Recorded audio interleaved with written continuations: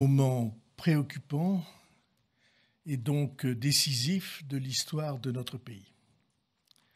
C'est un moment d'hésitation et de trouble, et je considère que ce moment impose une clarification. On connaît le contexte de cette rentrée. La planète ne tourne pas bien. La loi internationale qui, jusqu'à maintenant et depuis des décennies, imposait que soient respectés tous les pays du monde, quelle que soit leur taille, avec des droits égaux, cette loi est bafouée. Les grands empires ont choisi désormais d'imposer leurs lois par la force militaire, avec l'assaut jamais interrompu de la Russie contre l'Ukraine, héroïque, tragédie du Moyen-Orient, depuis le pogrom du 7 octobre jusqu'aux événements qui se sont déroulés jusqu'au Liban, jusqu'à l'Iran et jusqu'à Gaza. Épreuve de force commerciale, avec une concurrence déséquilibrée et déloyale sur des centaines de productions de la part de la puissante Chine, domination avec les politiques de droits de douane unilatéralement imposées par les États-Unis de M. Trump, et puis épreuve de force monétaire. Il y a des dévaluations qui se présentent comme des dépréciations, mais qui ont exactement le même effet et qui faussent la concurrence. Et je pourrais continuer comme ça les scénarios multiples des épreuves de force. Et tout cela dans une indifférence au réchauffement climatique et à ses conséquences et à ses causes industrielles et énergétiques en particulier. Et puis l'Europe ne tourne pas bien non plus. Elle devrait parler d'une seule voix.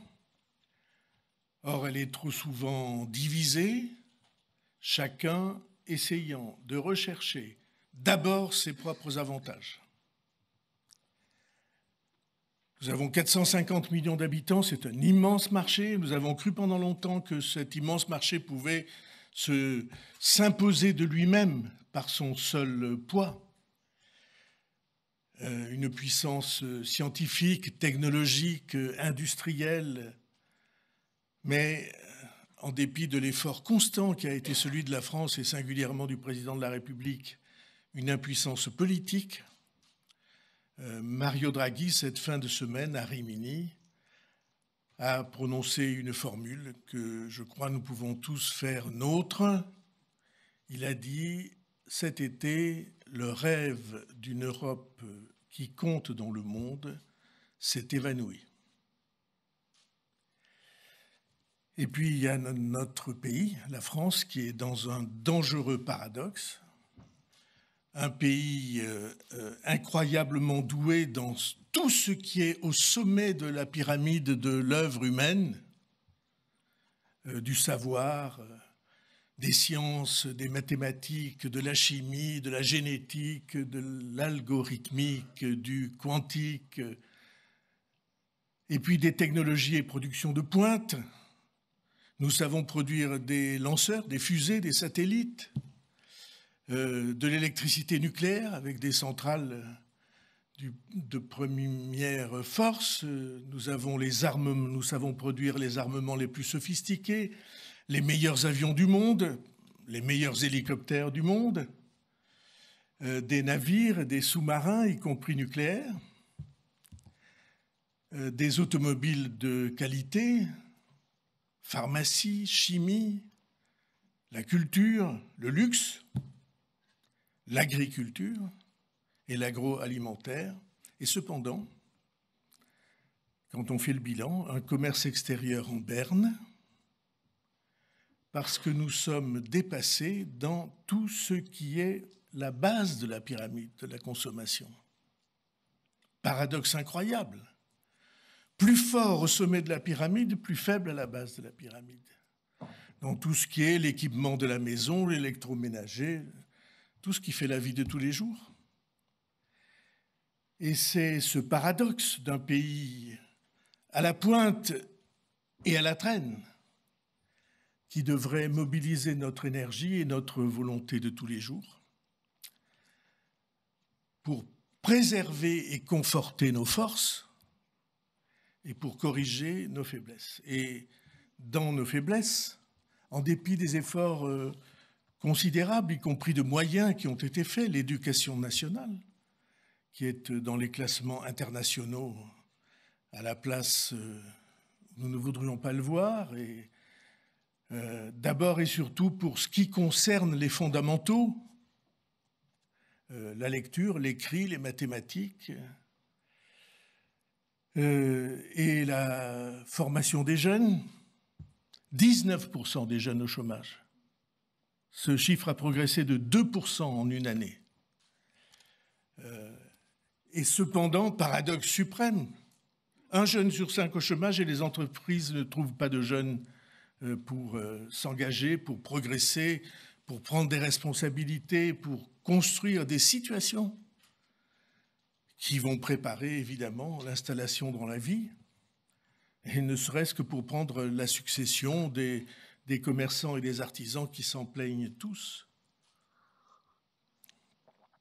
Nous devrions tous nous battre avec acharnement pour la réindustrialisation du pays, dans toutes les filières que nous avons ou que nous devrions avoir à portée de la main, et autour desquelles nous devrions rassembler les pouvoirs publics et les grandes entreprises.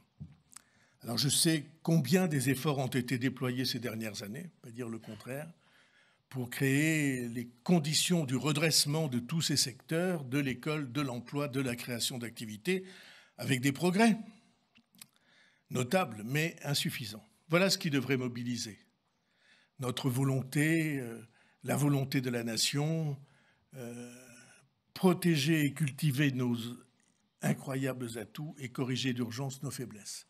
On aurait tout pour cela.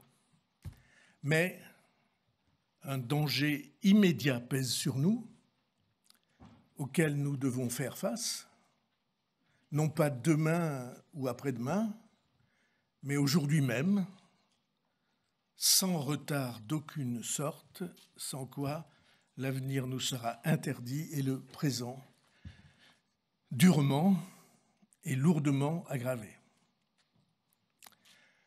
Notre pays est en danger parce que nous sommes au risque du surendettement. Notre pays est en danger parce que nous sommes au bord du surendettement. Sur les 2 dernières décennies, malgré la succession de gouvernements de tendances différentes, la dette de notre pays s'est accrue de 2 000 milliards d'euros. 1 000 milliards entre 2005 et 2015 et 1 000 milliards entre 2015 et 2025. Alors ce sont des chiffres qu'il est absolument impossible de se représenter, sauf à avoir un ordinateur quantique à l'esprit. Mais il y a une manière de les rendre plus compréhensibles. Depuis 20 ans, chaque heure de chaque jour et de chaque nuit, depuis 20 ans, chaque heure a augmenté la dette de 12 millions d'euros de dette supplémentaire. Chaque heure de chaque jour et de chaque nuit. Alors, je sais très bien que nous avons eu des crises considérables à traverser, et cet argument doit être pris en compte.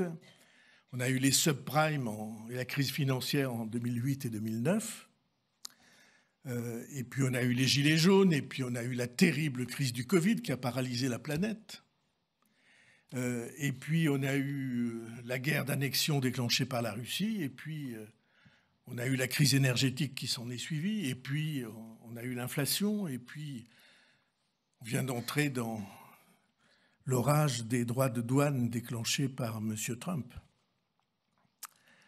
Et il est bien sûr normal que quand on a une crise, on essaie de passer cette crise par l'emprunt, pour passer la vague. Mais ce qui est anormal, c'est que, ayant fait appel à cette disponibilité, on ne soit jamais revenu en arrière. La dépendance à la dette est devenue, en France, chronique. Et cet argent emprunté par centaines de milliards n'a pas été utilisé comme il aurait fallu que ce soit pour investir, pour doter notre pays des meilleurs équipements, pour construire des universités, des hôpitaux, des laboratoires pour nos chercheurs. Il a été utilisé pour les dépenses courantes. Dépenses courantes qu'aucune famille pour elle-même n'envisagerait de laisser à la charge de ses enfants. De sorte que les sommes que nous devons rembourser chaque année ont augmenté année après année dans l'indifférence générale, inexorablement. La charge de la dette va devenir cette année, le budget le plus important de la nation. Les annuités que nous devons rembourser vont être plus lourdes que le budget de l'éducation nationale et que le budget des armées. Cette année.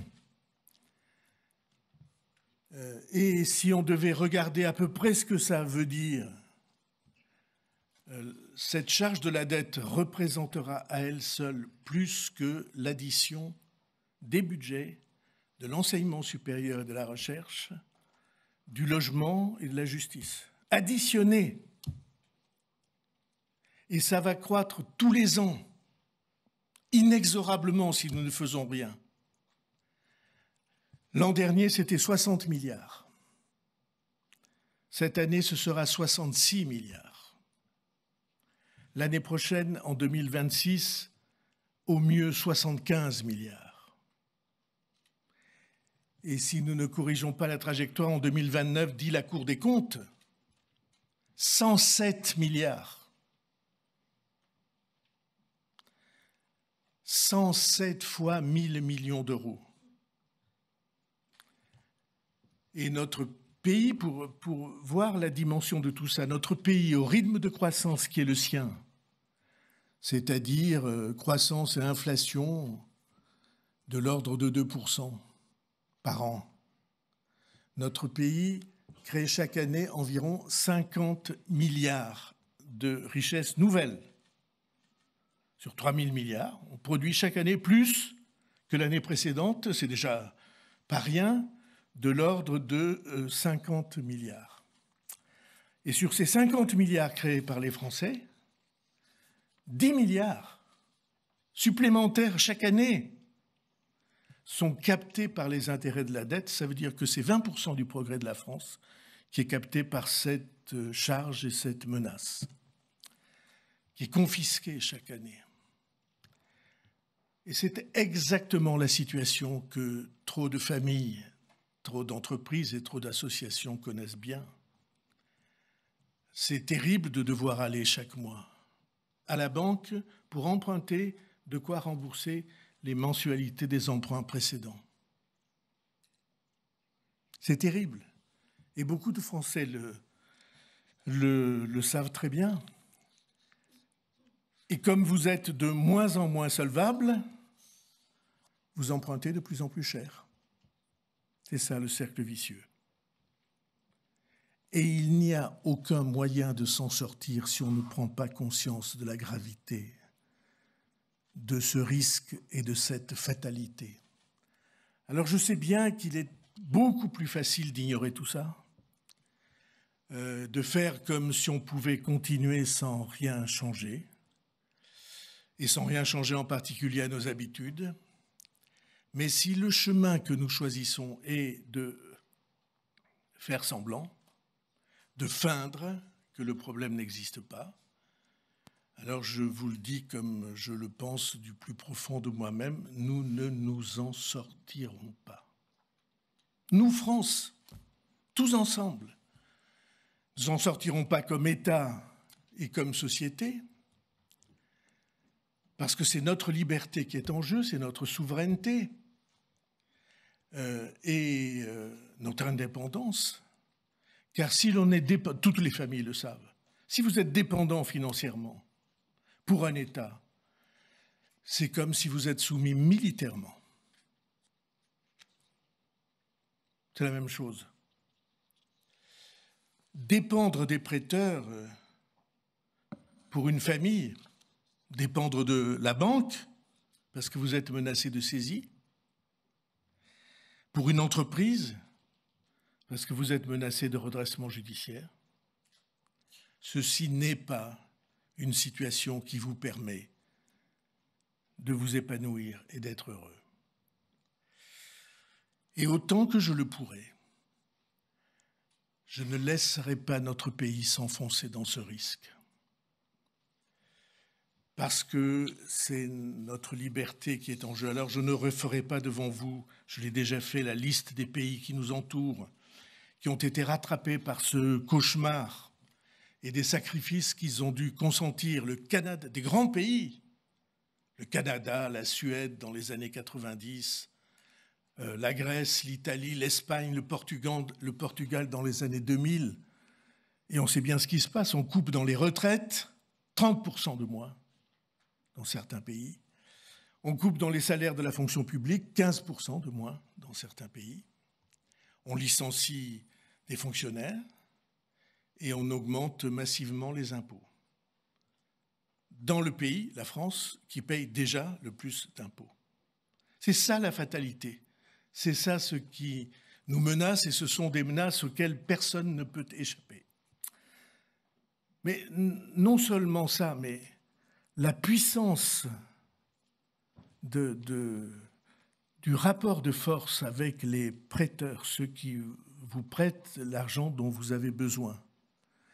Cette puissance des rapports de force, il y a 3 ans à peine, au Royaume-Uni, nos voisins britanniques, un gouvernement pourtant conservateur, dirigé par Liz Truss, ce gouvernement a sauté en 42 jours. 6 semaines. Parce que les marchés, c'est-à-dire les prêteurs, ont considéré que les décisions que le gouvernement avait prises, décisions de baisse d'impôts et de recours massif à l'endettement, n'étaient financièrement pas viables. La Grande-Bretagne, un des plus influents des grands pays du monde, membre comme nous du Conseil de sécurité des Nations Unies, et de surcroît, pour les initiés, la place forte des banques, des financiers et des boursiers, renversés en 6 semaines. La France ne peut pas ignorer ce danger. Elle ne peut pas ne rien faire. Elle court à l'accident si elle ne prend pas les décisions courageuses, mais encore possibles et supportables, qui s'imposent et que nous débattons. Alors j'entends très bien ceux nombreux parmi nos compatriotes qui disent « mais il n'y a aucune raison que ce soit à nous qu'on demande des efforts. Ce n'est pas notre faute, c'est la faute des gouvernements.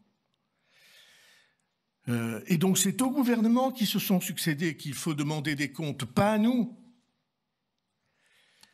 Alors il se trouve, quelques-uns d'entre vous le savent, que pendant ces 20 dernières années, je me suis battu presque toujours tout seul pour convaincre de ce risque politique les décideurs et nos concitoyens qui tous, je dois l'avouer, s'en moquaient comme de leur premier biberon.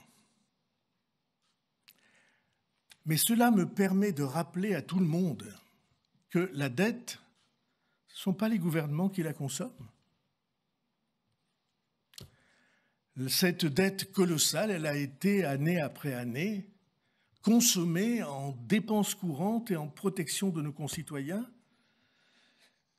Il suffit de penser au Covid, je dis ça devant Elisabeth Borne, aux retraités pour quelques 600 milliards, Catherine et Astrid, 600 milliards sur les dernières années, aux consommateurs en TVA réduite, aux fonctionnaires en salaire, aux assurés sociaux massivement, aux entreprises, c'est-à-dire aux salariés en baisse de charges. Parce que les baisses de charges, c'est pour que ceux qui n'auraient pas eu accès à l'emploi puissent trouver leur engagement dans l'entreprise sans que ça déséquilibre. Et la vérité, c'est que la dette, c'est chacun d'entre nous. Et si je m'en réfère aux interventions dans les débats parlementaires, aux interventions des parlementaires de tous bords pendant la crise, pendant les discussions budgétaires, l'immense majorité des interventions, elle était cette majorité pour demander non pas moins de dépenses, mais davantage de dépenses, chacun pour le secteur qui le concerne. Et je vois les têtes des membres du gouvernement hocher, parce que nous vivons tous cela pendant les débats. Et je dis ça, pardon de répéter une antienne, alors qu'il aurait pu y avoir une dette utile, alors que les conditions de prêt avec des taux extrêmement bas permettaient d'imaginer qu'on puisse mobiliser ces moyens pour investir.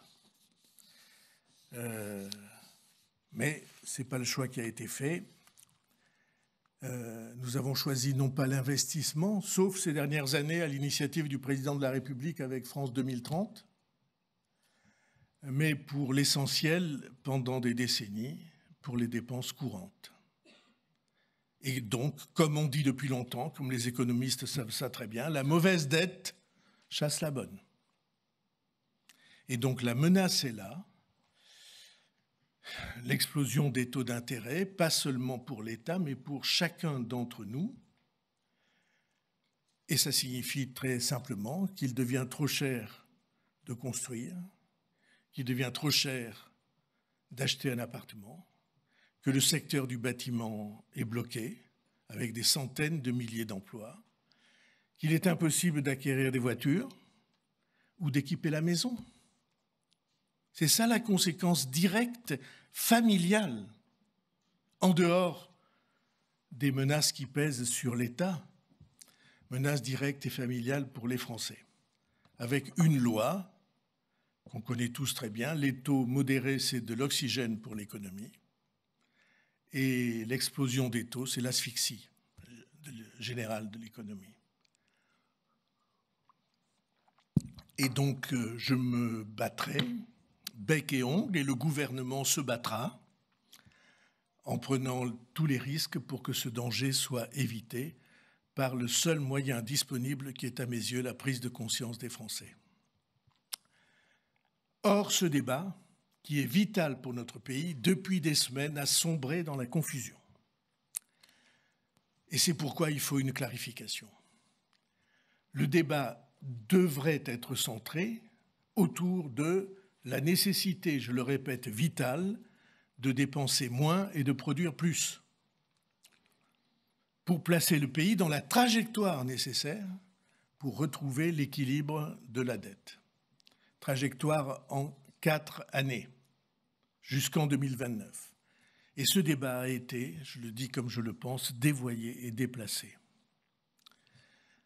Il n'a plus été question de l'impérieuse nécessité d'agir, impérieuse nécessité à laquelle nous devons répondre, mais seulement des mesures prises une, par exemple les jours fériés.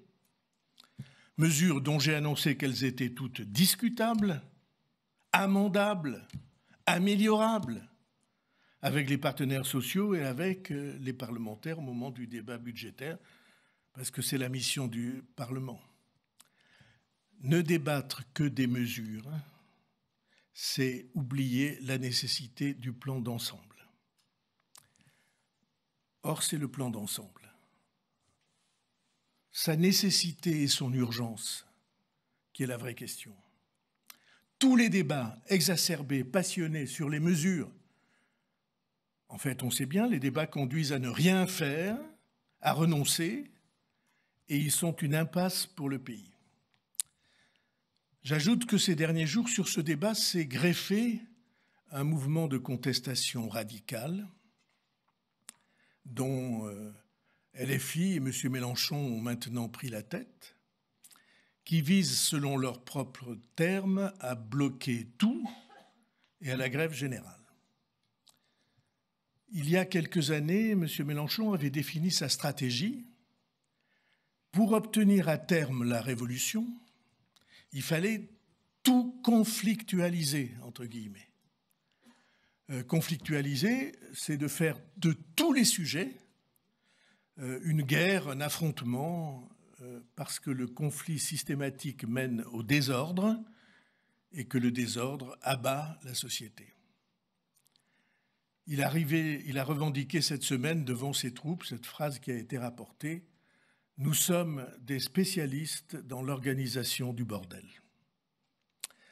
Sans jamais s'interroger sur le mal que va faire aux entreprises et aux familles cette organisation du désordre qu'il revendique au pluriel pour le 10 septembre. Et donc il n'est pas étonnant qu'ils aient été rejoints par cette parlementaire qui a prononcé cette phrase publiquement, une des phrases les plus scandaleuses de l'été, Madame Sandrine Rousseau, qui a dit « La rentabilité de l'agriculture, je n'en ai rien à péter ».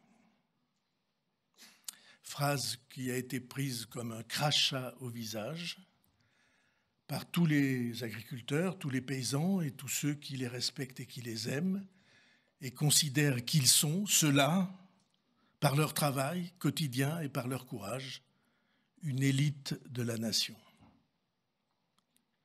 N'avoir rien à faire de ceux qui vont trinquer,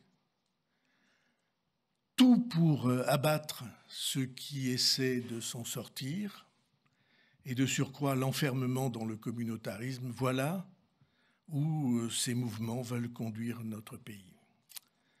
Et cela, je le dis avec certitude, en tout cas avec ce que j'ai de conviction et de plus profond d'authenticité, cela, ce n'est pas la France. La France, ce n'est pas ceux qui veulent l'abattre par le désordre, c'est ceux qui veulent la construire par le courage et la générosité. C'est pourquoi il faut, dès cette rentrée, une clarification. Il faut que les choses soient clarifiées. Y a-t-il ou pas urgence nationale à rééquilibrer nos comptes publics et à échapper, parce que c'est encore possible, à la malédiction du surendettement qui concerne tous ceux qui nous regardent, toutes les Françaises et tous les Français, toutes les familles, et cela en choisissant une trajectoire de retour à la maîtrise de la dette en 4 ans, d'ici à 2029, en dépensant moins et en produisant plus. Voilà la question centrale. La discussion sur les mesures, sur chacune des mesures, c'est autre chose. C'est une étape différente, qu'on peut aborder différemment. Cette discussion, elle viendra après, elle ne peut venir qu'après, avec les partenaires sociaux et pendant les débats budgétaires à l'Assemblée nationale et au Sénat. Se recentrer sur la question essentielle, voilà la clarification. Et cette clarification, pour moi, elle est urgente. Et il y a un lieu pour cette clarification, une institution, c'est le Parlement. Dans un débat ordonné, suivi d'un vote, et non pas dans le désordre des affrontements de rue et des injures. C'est la raison pour laquelle j'ai demandé au président de la République qu'il a accepté de convoquer le Parlement en session extraordinaire le lundi 8 septembre, dans 15 jours. J'engagerai ce jour-là la responsabilité du gouvernement sur une déclaration de politique générale conformément à l'article 49, alinéa 1er de notre Constitution. Cette déclaration de politique générale aura pour objet de poser explicitement la question centrale, savoir s'il y a bien gravité du danger pour la nation, s'il y a urgence ou pas, et choisir la route qui permettra d'échapper à cette malédiction en retrouvant la maîtrise de nos finances et donc en choisissant de réduire nos déficits et en produisant plus. Ce choix consacrera la dimension de l'effort, celui-là seul effort qui ne peut pas être écarté et qui ne peut pas être éludé si nous voulons trouver la trajectoire de la libération de notre indépendance, c'est-à-dire quelques 44 milliards de réduction du déficit, 44 milliards sur une prévision de dépenses de 1 720 milliards, donc 2% d'effort. Ce choix confirmera aussi les principes que nous avons énoncés, très peu nombreux. Le principe de justice dans la répartition de l'effort. Tout le monde participe, l'État le premier, tout le monde participera et les plus favorisés seront appelés à prendre leur juste part de l'effort national.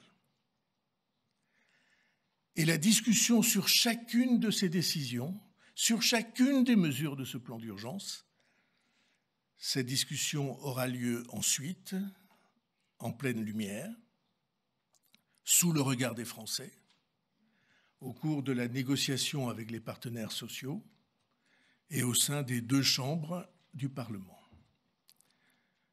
Je crois profondément, j'ai la conviction inarrachable que les Français auront conscience, prendront conscience de la gravité de la situation. J'ai la conviction qu'ils accepteront de participer à l'effort pourvu que l'effort soit juste. Mesdames et messieurs, cette clarification est la condition même du ressaisissement de notre pays. Si nous arrivons à conclure cette clarification, la France échappera aux deux écueils qui sont mortels pour notre pays.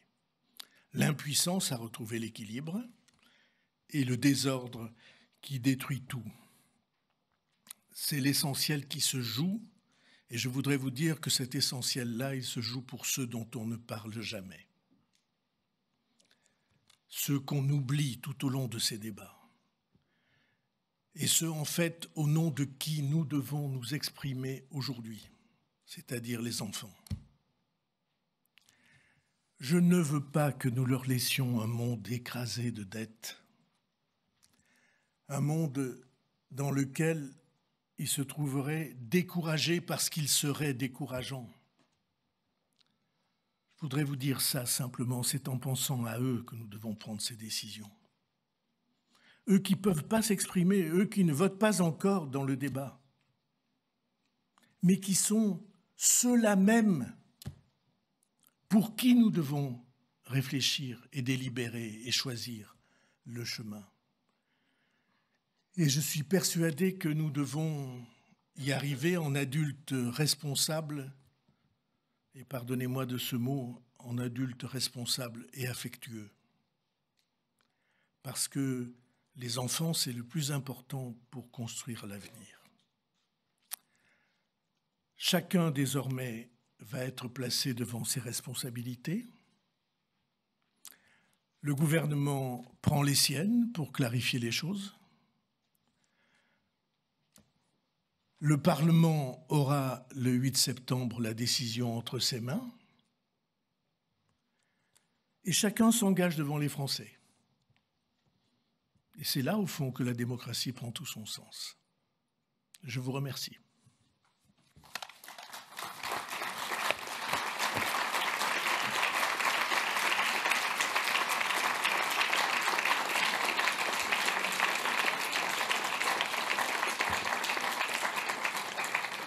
que vous avez des questions en vous présentant chaque fois.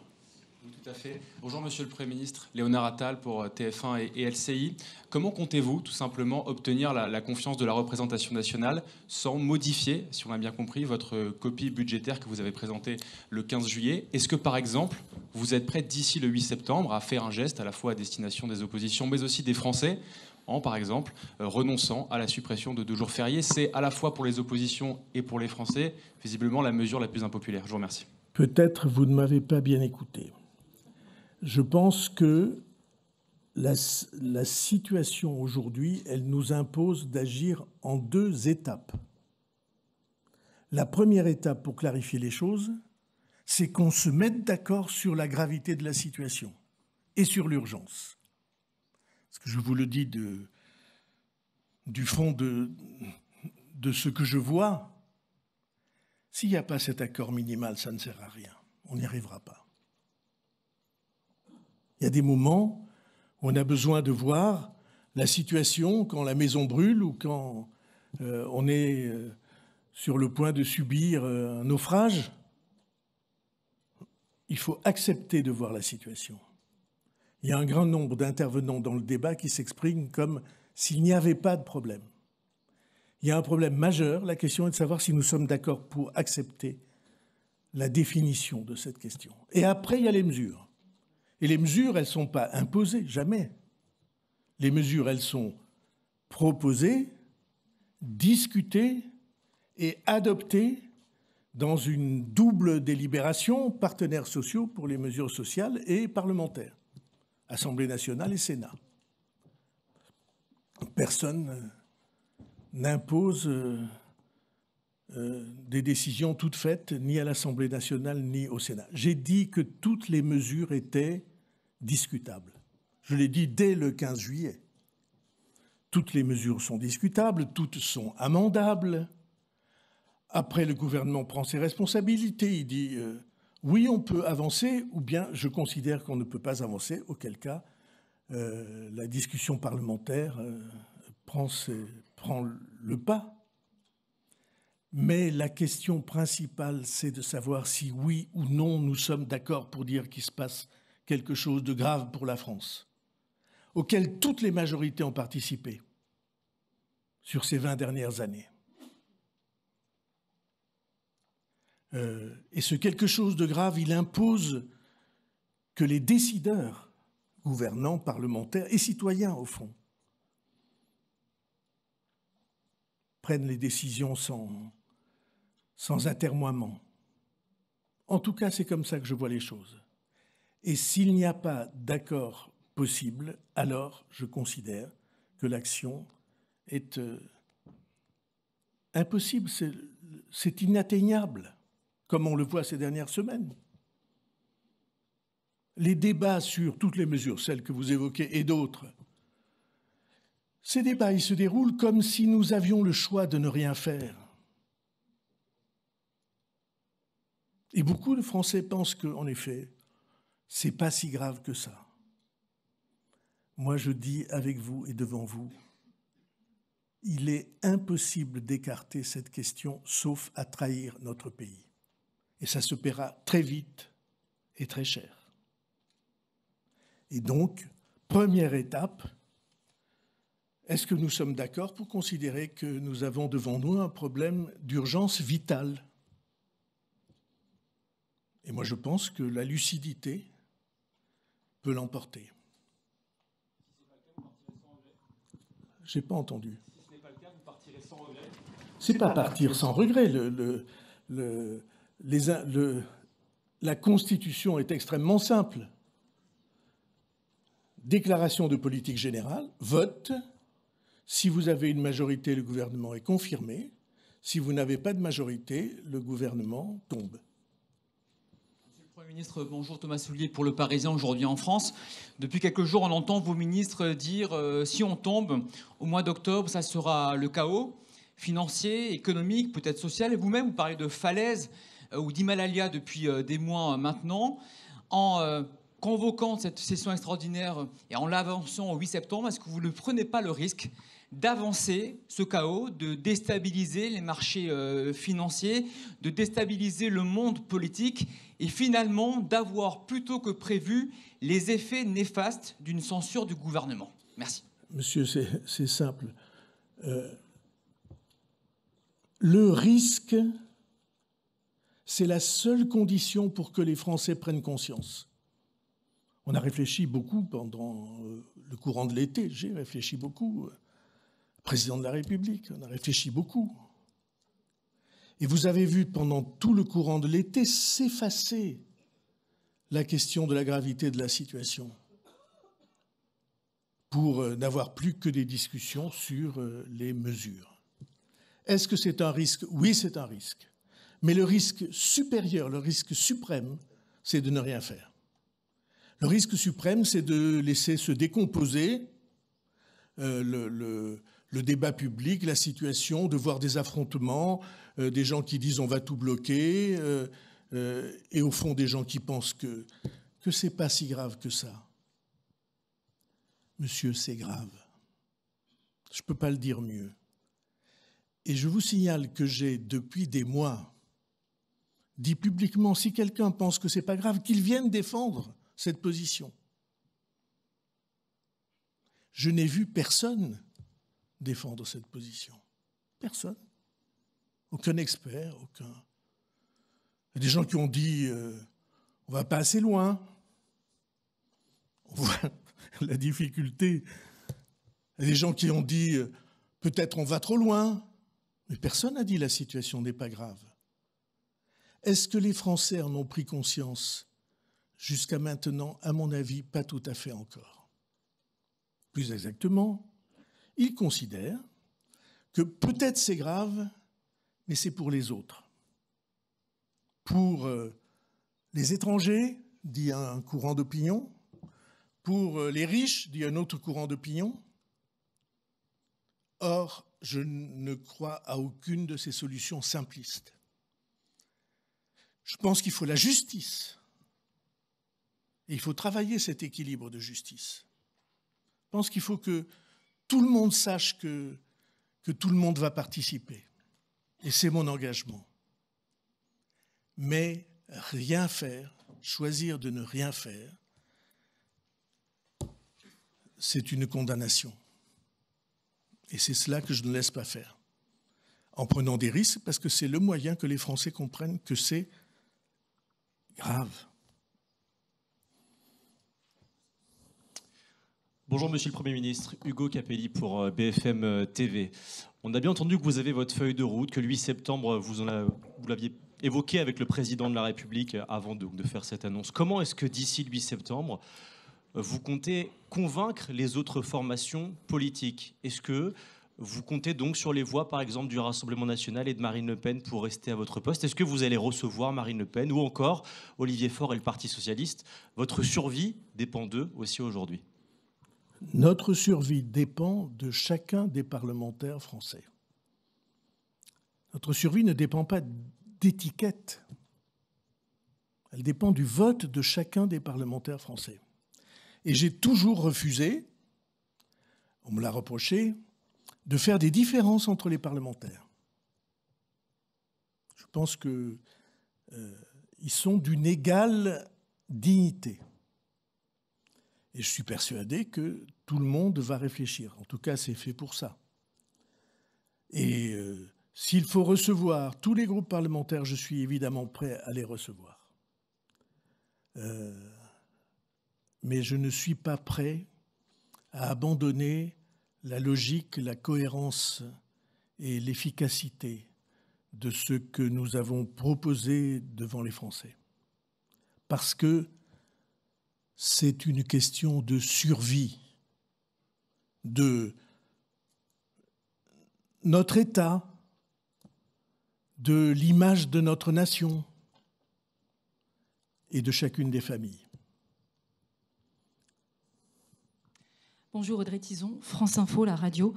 Est-ce que vous pouvez d'abord nous faire un point de procédure? Est-ce que vous activez bien le 49.1 de la Constitution? Et autre question, toujours sur ce que vous allez proposer le 8 septembre. Est-ce que vous recherchez un moment Mendes France Est-ce qu'il n'y a pas un côté un petit peu kamikaze? Je vais au-devant, je demande tout de suite la confiance pour pouvoir être tranquille cet automne.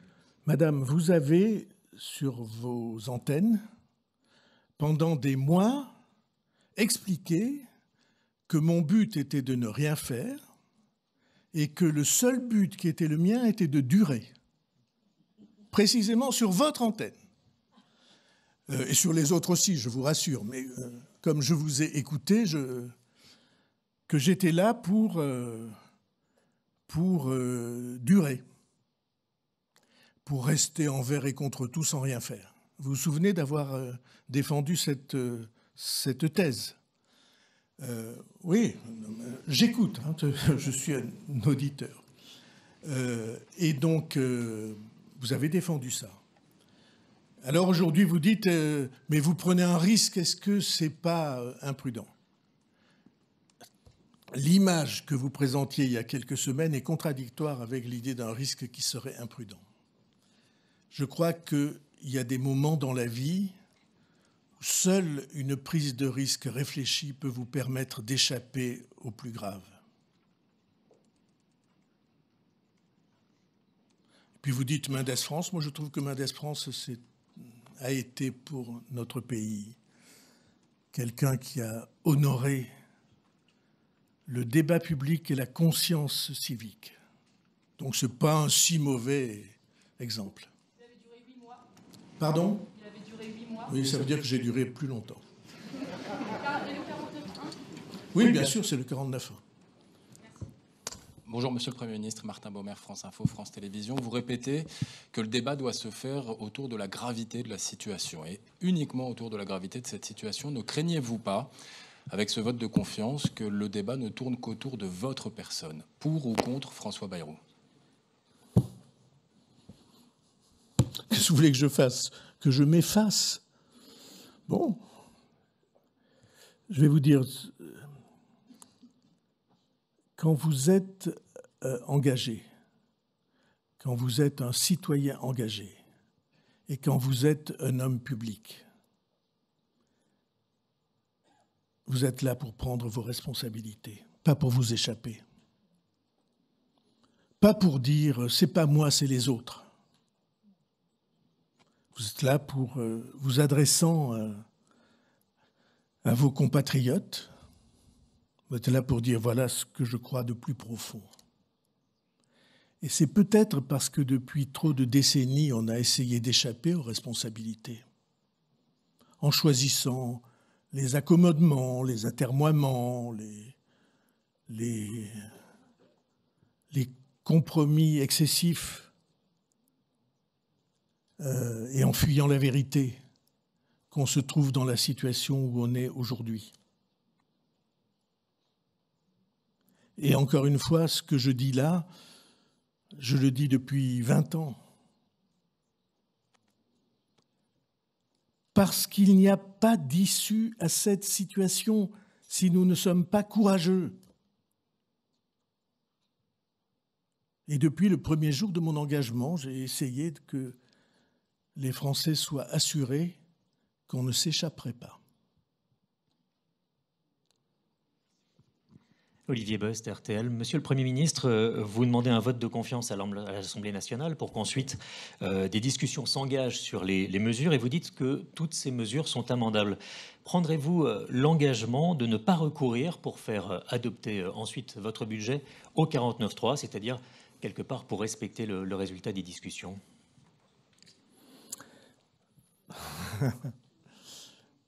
Je pense que ce n'est pas une idée absurde. C'est très difficile. Il est tout à fait possible que ce soit une idée qui n'est pas soutenable dans le débat. Mais au fond de moi, il y a en effet depuis longtemps l'idée que l'épreuve de vérité du débat, on pourrait le développer sans 49.3. Il y a des moments où on ne peut pas y échapper. Mais c'est en tout cas, oui, une idée qui ne m'est pas étrangère. Bonjour, monsieur le Ça Premier vous ministre. embouche un coin. Bonjour Monsieur le Premier ministre. Anthony Cortès à l'Humanité. Le mouvement Bloquons tout comme l'intersyndicale, revendique davantage de justice sociale et fiscale. Avant l'été, un rapport sénatorial a chiffré le versement des aides aux entreprises à 211 milliards d'euros par an. En 3 décennies, les 500 Français les plus riches ont vu leur fortune être multipliée par 14. Vous avez parlé vous-même d'une juste contribution des plus privilégiés. Alors ma question est simple.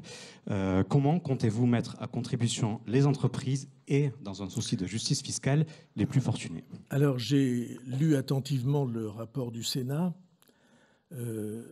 Quand j'avais des élèves autrefois, je disais « faut pas additionner les carottes et les sèche-cheveux ». Il y a beaucoup d'additions de choses totalement étrangères les unes aux autres. Par exemple, on additionne des aides directes et des prêts. Et ce n'est pas la même chose. Mais j'ai dit dès le 15 juillet, ces 211 milliards, c'est beaucoup d'argent. Je sais pourquoi il a été donné souvent aux entreprises. J'ai cité tout à l'heure comme exemple la baisse des charges sociales pour les salariés les moins qualifiés, les moins près de l'emploi. Et ces aides-là, elles ont permis que des centaines de milliers de salariés entrent dans l'entreprise et dans l'emploi. Mais je suis persuadé qu'il y a en effet des réglages à faire en baissant ces sommes et en donnant en contrepartie plus de simplification. Et on a lancé ça, plus de possibilités d'action. Je pense que très souvent, les subventions, elles viennent compenser des charges que les simplifications apportent. Vous avez vu comme moi le rapport de ce grand institut européen qui dit les normes en France, le poids des normes, alors qu'ils représentent dans tous les pays qui nous entourent entre 0,5 et 0,8% de freinage, entre guillemets, de l'économie. En France, c'est 4%. Il y a quelque chose qui ne va pas. Je préfère reprendre des aides et donner plus de simplicité et plus de facilité d'action pour les entreprises. Ça, c'est une piste. Quant à la contribution des plus favorisés, c'est une question que j'ai posée le 15 juillet et que je veux traiter avec les commissions parlementaires lorsque le débat sera ouvert. Bonjour Monsieur le Premier ministre, Jacques Paquet du Journal du Grand Paris. Ne pensez-vous pas dans le tableau que vous décrivez qu'il y a aussi une urgence que vous n'avez pas citée, qui est la réforme de l'État et puis celle des collectivités territoriales dans une région que je couvre, l'Île-de-France, qui bat le record de strates et dans laquelle l'État ne s'est pas désengagé. Je sais que c'est un sujet qui vous suivez. Et puis une petite question que vous avez évoquée d'une phrase, c'est la situation du logement. Pas tant celle des promoteurs, mais celle du logement. Vous avez cité nos enfants qui demain ne trouveront pas, qui déjà ne trouvent pas de logement pour vivre et pour étudier. Alors vous avez complètement raison sur cette deuxième question. La ministre du Logement était retenue dans son département d'origine pour une manifestation. Je suis absolument certain que nous avons à renouveler la politique du logement. Et elle aussi. Et c'est un engagement que je prends, bien sûr.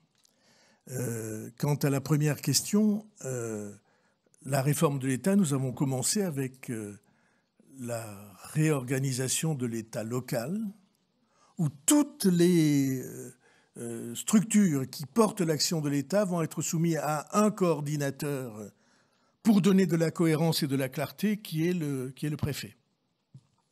Et ça a été décidé. Ça traînait depuis 10 ans. Nous l'avons décidé. Le ministre de l'Intérieur est là. Nous l'avons décidé. Nous avons pris le décret.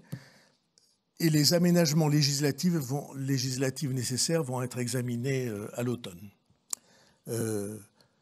Quant aux collectivités locales, à la complexité, alors, la complexité que vous décrivez en Île-de-France, je suis prêt à signer en bas de la page. Je ne sais pas si on sera d'accord sur les solutions, mais le labyrinthe et le dédale des structures imbriquées les unes dans les autres en forme de poupées russes, je suis d'accord absolument avec vous. Je pense que ça nuit à l'efficacité, ça nuit à la lisibilité et ça coûte très cher. Mais vous observerez que nous avons déjà pris une décision importante, qui est désormais à Paris, Lyon et Marseille, les électeurs pourront élire leur maire. Ce qui n'est pas un petit changement, n'est-ce pas? Et je rappelle simplement que tout le monde pensait que nous n'y arriverions pas, qu'on y est arrivé. Monsieur le Premier ministre, Frédéric Aziza, Radio J. En cas de censure le 8 septembre, vous l'avez... Ce n'est pas une censure. Si votre gouvernement, en cas de vote négatif, tombera. On a du mal à penser qu'un nouveau Premier ministre, issu du socle commun, puisse présenter un budget différent du vôtre. Alors la logique, est-ce qu'elle serait que celui qui vous succède soit issu des oppositions ou d'aller vers de nouvelles élections, vers une dissolution? C'est une décision qui appartient au président de la République. J'ai cru entendre dire, comme ça, par des bruits qui me paraissent fondés, que le président de la République a dit que la dissolution, il avait déjà essayé. Et qu'il en concluait que ça ne clarifie pas nécessairement les choses. Si vous voulez me faire dire que nous avons en effet des progrès à faire, par exemple du point de vue du mode de scrutin, je vous donne pleinement raison. Est-ce que j'aperçois une réforme du mode de scrutin possible à court terme? Ma réponse est oui. Il faut convaincre encore une partie des responsables politiques et des mouvements politiques. Mais j'ai déjà évoqué l'idée qu'après tout, le référendum pourrait permettre de trancher cette question sans que les forces politiques soient en explosion, ce que je souhaite éviter de toutes mes forces. Je ne sais pas si vous avez bien compris ce que j'ai dit, mais... Bonjour, monsieur le Premier ministre. Dounia Tanour, journaliste politique pour CNews. Ce vote de confiance intervient le 8 septembre. Vous avez parlé de cette mobilisation du 10 septembre. Est-ce qu'il y a une crainte, puisque la gauche parle de victoire, est-ce qu'il y avait une crainte de votre part de cette mobilisation? Pas du tout.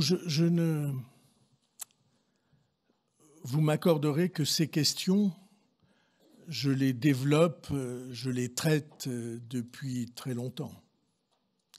Je les ai développés au mois d'avril, je les ai développés au mois de juillet, et je ne me laisse pas distraire par telle ou telle mobilisation où les Français ont le droit de manifester. Mais nous avons le devoir d'avancer. Et donc c'est cette avancée-là qui est intéressante. J'ai cru comprendre qu'il y avait des responsables politiques qui demandaient à corps et à cri une session extraordinaire. J'ai cru comprendre ça. Vous voyez que même entre gens qui ne pensent pas du tout la même chose, on peut arriver à des conclusions semblables. Je pense qu'il est capital de montrer aux Français que nous sommes capables de dépasser les antagonismes qui perpétuellement nous rendent impuissants pour se mettre d'accord au moins sur un diagnostic. Et sans cet accord minimal, la réussite est impossible. Voilà ce que je crois.